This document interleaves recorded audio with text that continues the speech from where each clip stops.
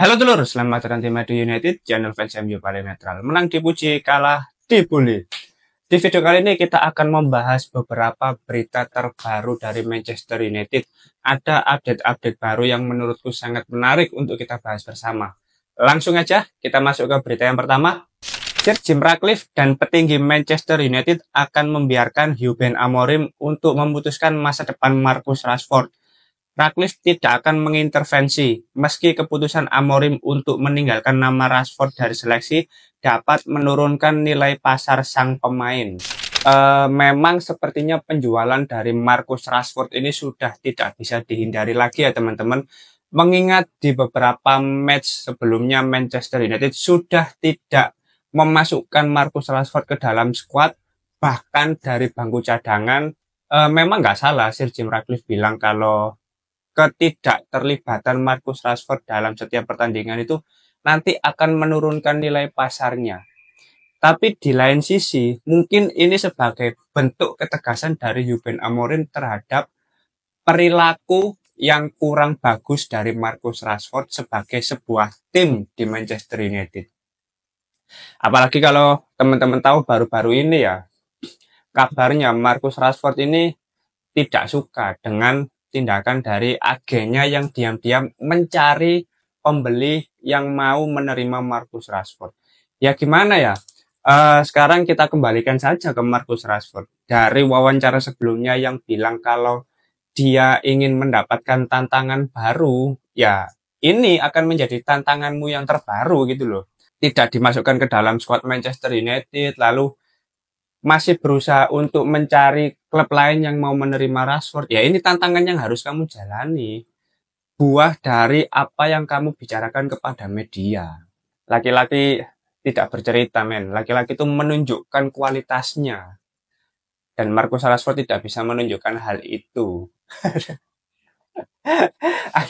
Isu-isu wis gak motivasi, anjing. Ngopi sik bohong. Intinya Marcus Rashford ini di bulan Januari memang harus segera dilepas.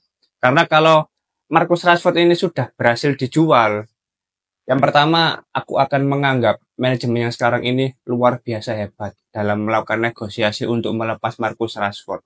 Yang kedua, ini akan mengurangi beban gaji, beban pengeluaran yang harus dikeluarkan oleh Manchester United. Kan kita semua sama-sama tahu ya, gaji Marcus Rashford ini sekitar 315.000 per pekannya. Luar biasa besar gitu loh. Dan tidak berbanding lurus dengan performanya di setiap pertandingan. Terus yang ketiga, ini akan menjadi bentuk regenerasi di dalam kultur internal Manchester United. Orang-orang yang sudah senior, yang sudah cukup lama berada di Manchester United dan tidak bisa memberikan perubahan yang positif bagi tim, ya harus dibuang gitu loh. Agar tidak mempengaruhi pemain-pemain lain yang masih muda-muda ini. Karena orang-orang seperti Marcus Rashford ini ya cukup berbahaya teman-teman ya sebenarnya. Bahkan dari tahun-tahun sebelumnya saat masih ada Pogba, Lingard, dan lain sebagainya. Ini kan secara tidak langsung memberikan dampak buruk bagi para pemain Manchester United.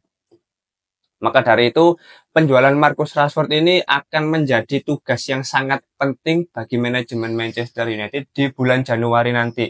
Apalagi Ineos, terutama Sir Jim Ratcliffe sudah memberikan statementnya kalau dia tidak akan melakukan intervensi terhadap Ruben Amorim terkait penjualan Marcus Rashford. Terlepas nanti ada penurunan harga atau bagaimana terserah. Yang penting terjual terlebih dahulu. Nah, fokusnya itu menjual Marcus Rashford berapapun harganya. Karena Rashford ini kan murni produk dari akademi ya. Jadi 100% keuntungan nanti akan berpengaruh dan memberikan ruang bagi manajemen untuk melakukan pembelanjaan pemain baru. Nggak sabar lah di bulan Januari nanti aku lihat siapa klub yang mampu membeli Marcus Rashford. Nggak sabar aku lur. Didelok ae kok. Moro-moro pindah nak Barito Putra yuk. Ya sama sih ngerti ya jenenge bursa transfer. Oke, kita masuk ke berita berikutnya. Manchester United bersiap untuk mendatangkan bek kiri AC Milan Theo Hernandez. Peluang pemain tersebut meninggalkan AC Milan sangat tinggi. Menarik ini teman-teman ya, kalau kita bicara soal Theo Hernandez kan sebetulnya bukan rumor baru juga. Di beberapa minggu sebelumnya memang sudah gencar diisukan kalau Theo Hernandez ini sedang ingin didatangkan ke Manchester United. Tapi yang jadi kendala adalah harganya terakhir kalau kita update berita terbarunya itu di angka kisaran 40 juta euro kalau nggak salah.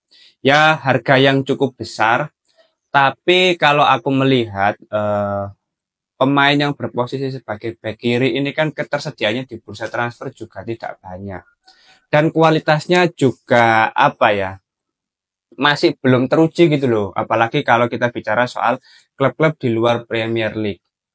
Kalau bicara soal klub di Premier League, mungkin kita akan memiliki nama-nama seperti Ed Nouri, Anthony Robinson, terus Milos Kerkez kemarin yang berhasil mempersulit pergerakan dari Amad Diallo.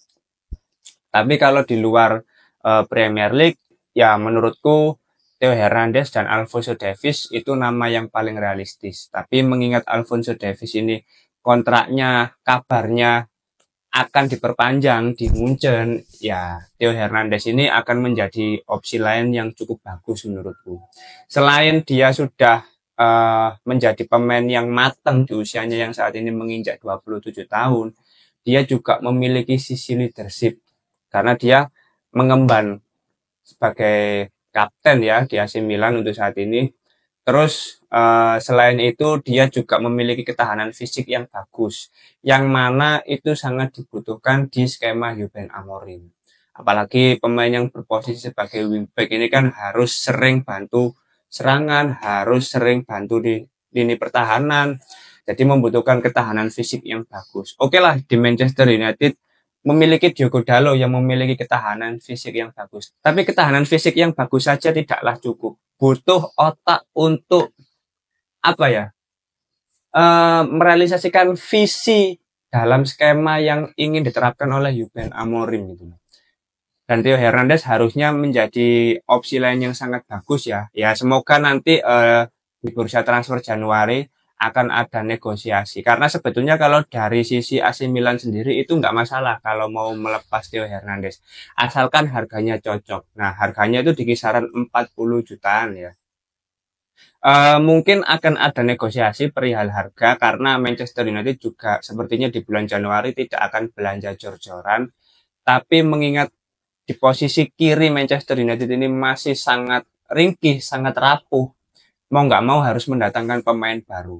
Dan pemain muda menurutku masih belum akan menjadi tulang punggung di tim senior Manchester United.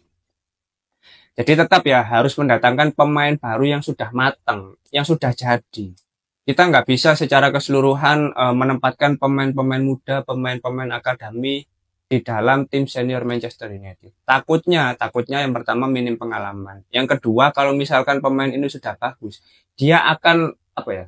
Ada star syndrome dan tidak ada pemain-pemain senior, pemain lebih tua yang mengingatkan pemain-pemain muda ini. Jadi mau nggak mau harus balance lah di dalam squad Manchester United ini. Harus ada pemain senior, pemain yang udah matang, udah berpengalaman, dan pemain-pemain muda yang masih butuh mentoring.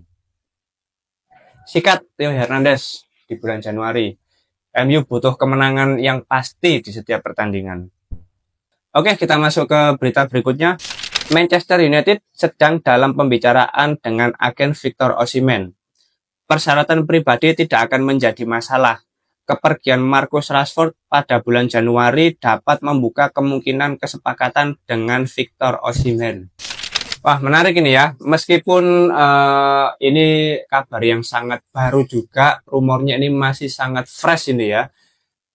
Negosiasi terkait kedatangan Victor Osimhen ke Manchester United. Karena kalau kita lihat, memang Victor Osimhen ini memiliki release clause sekitar 62 juta atau 65 juta pound sterling gitu loh. Jadi harganya ya sebetulnya lumayan mahal ya.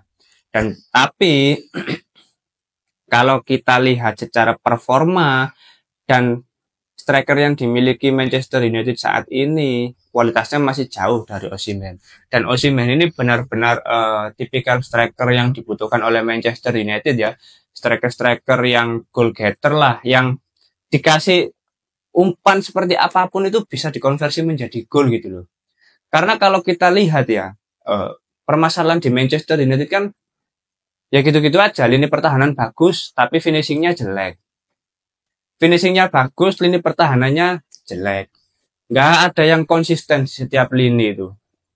Maka dari itu mungkin kalau misalkan oke lah di lini pertahanan ini terkadang masih belum konsisten gitu loh. Tapi kalau lini serangnya selalu produktif dalam mencetak gol, ya peluang untuk meraih kemenangan di setiap pertandingan itu lebih besar. Dan Manchester United membutuhkan pemain-pemain seperti Victor Osimhen, Victor Gyökeres, ya Victor yang udah jadilah pokoknya. Bukan Victor Boniface, menurutku masih kurang ya. Victor Osimhen ini akan menjadi pilihan yang sangat bagus. Dan kalau kita melihat di beberapa berita sebelumnya, kan Sir Jim Ratcliffe ini selaku pemilik saham minoritas di Manchester United baru saja memberi suntikan dana. Nah, sekitar 79 juta pound sterling ya. Dan itu meningkatkan kepemilikan saham di Manchester United sebesar 28,59% kalau nggak salah. Nah, tambahan dana investasi ini nanti kemungkinan akan digunakan di bursa transfer Januari besok. Ya terlepas digunakan sepenuhnya atau nanti sebagian kita masih belum tahu ya. Yang penting sudah ada tambahan dana segar dari Sir Jim Ratcliffe dan aku berharap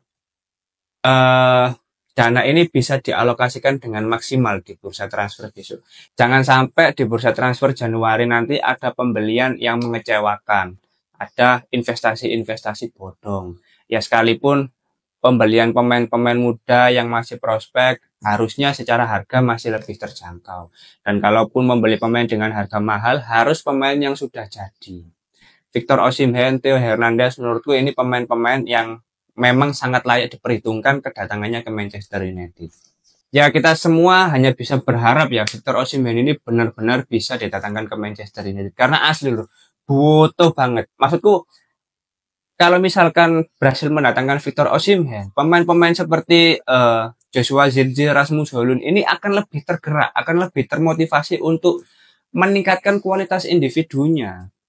Karena kalau nggak ada orang kayak Osimhen gini, ya apa ya, Zirkzee ambil Højlund kualitasnya podo loh. Jadi kate meningkatkan kualitas individunya, termotivasi untuk lebih bagus lagi ya sama saja karena nggak ada kompetitor gitu loh, nggak ada pemain yang secara kualitas lebih tinggi dari mereka berdua gitu loh. Fix harus beli. Bo ya apa caranya wes gak ngerti. Lek pengen MU kembali ke jalur yang seharusnya ya harus beli-beli pemain yang berkualitas juga. Tentunya pemain yang bisa memberikan jaminan kemenangan di setiap pertandingan, jaminan mencetak gol di setiap pertandingan itu. Oke, kita masuk ke berita yang terakhir.